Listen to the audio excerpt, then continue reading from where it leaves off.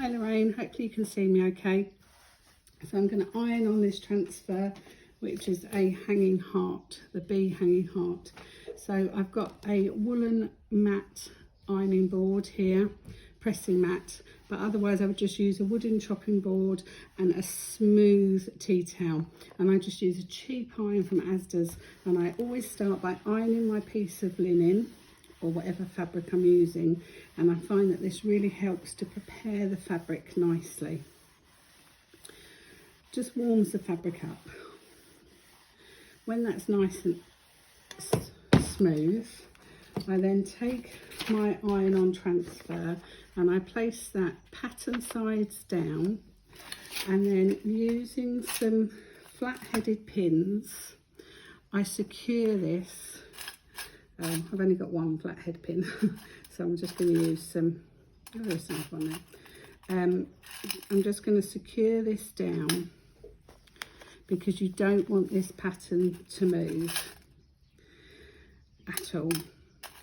And you can't be lifting the pattern up. Now, with Mandy's patterns, you can iron them on up to 5 or 6 times. Once you've done that, you can then trace them on with a heat erasable pen. So I just secure this down like this, and then you don't want to be moving the iron around. You're not ironing clothes, okay? So just pin that all in place. I'm just going to come and see if you can see what I'm doing. Yeah, you can. So just come across like that. Okay, so you can very likely see the pattern through there. So with your iron, and it's just at the max, there's no water, there's no steam in this iron. You're just going to hold this iron on and then just gently pull it across. And you will see the piece of paper kind of change colour. And that means that the transfer is now coming through, okay? Now, if any pieces don't take, you can then just draw them on with your heat erasable pen. Don't draw them on with a permanent pen.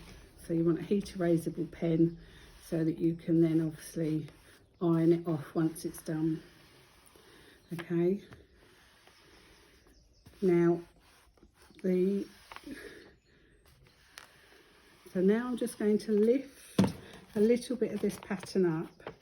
And yeah, it's all got on.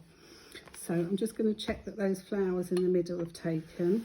But you should also be able to see that you can now see the image a bit clearer on that pattern.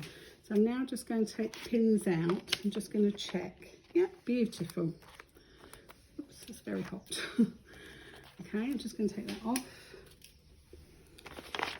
And there is my transfer done, and there is my transfer done on there.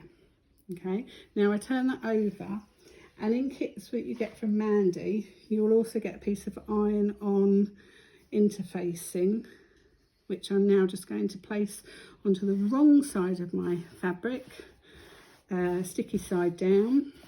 Just press that on.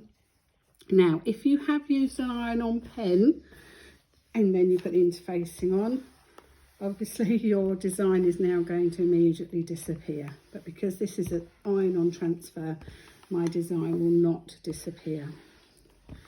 Okay, and I'm just going to iron that on, and that is job done. Job done, ready for stitching. I don't worry too much. I don't always use iron-on interfacing. If it's in the kit, if I bought a kit and it's in the kit, then I will use it. If I haven't got it, I don't use it. Job done. So now that one, I can iron that on again. And that's going to make a hanging heart. I'm going to pop this into your little pack as well that I'm sending you. So this is cotton perle. And if I'm doing a massive project that's not Mandy Shaw's, I will use this. This is slightly thinner than cotton embroidery, but there's the meterage on here is huge. And it's really cheap.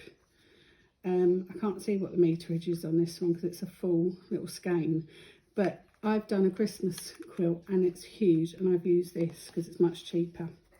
Okay, hope that helps.